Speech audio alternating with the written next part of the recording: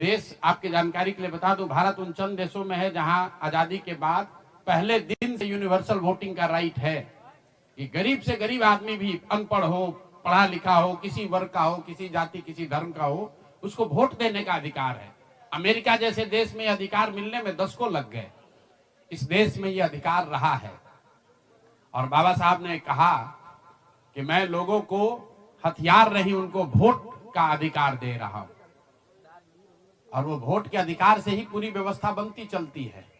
सरकार चुनाव के पहले योजना निकालती है कि जो लोग भी गरीब हैं, जो लोग, आप जो कैबिनेट का डिसीजन है उसको पढ़िए, उसमें लिखा गया है कि जो लोग भी इनकम टैक्स नहीं देते हैं और जो सरकारी नौकरी नहीं करते हैं, वो सारे परिवार के लोग, उनको 2-2 लाख रुपया दिया जाएगा रोजगार करने के लिए और फिर अगले 1 महीने तक सरकारी व्यवस्था लगाकर महिलाओं को 10-10 हजार रुपए देकर उनका वोट खरीदा जाता है।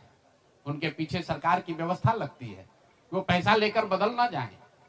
उनको जीविका के समूहों से जोड़ा गया, उनको जीविका की दीदियों को उनके पीछे लगाया गया कि भाई तुम जाकर इसी पर वोट करना।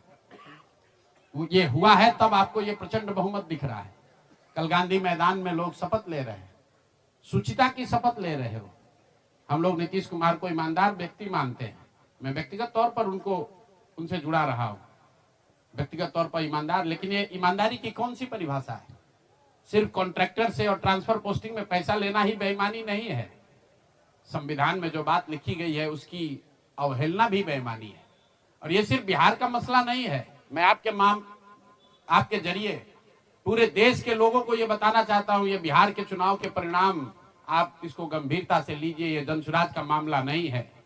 अगर ये चीज अलाउ कर दी जाए तो देश से लोकतंत्र खत्म हो जाएगा। कोई भी दल जो सत्ता में है वो कभी चुनाव ही नहीं हारेगा।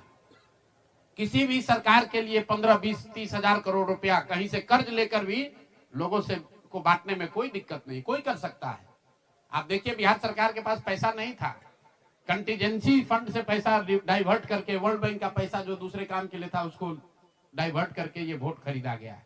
और मैं बिल्कुल गंभीरता से दावे के साथ कह रहा हूं, कैमरे पर कह रहा हूं कि सरकार ने ये 10-10 हजार रुपए में वोट खरीदा है। अगर मैं गलत कह रहा हूं तो सरकार हम पर केस कर दे, हमको जेल में डाल दे, पीछे हटने वाले नहीं। गांधी जी ने जब अहिंसा की परिभाषा लिखी है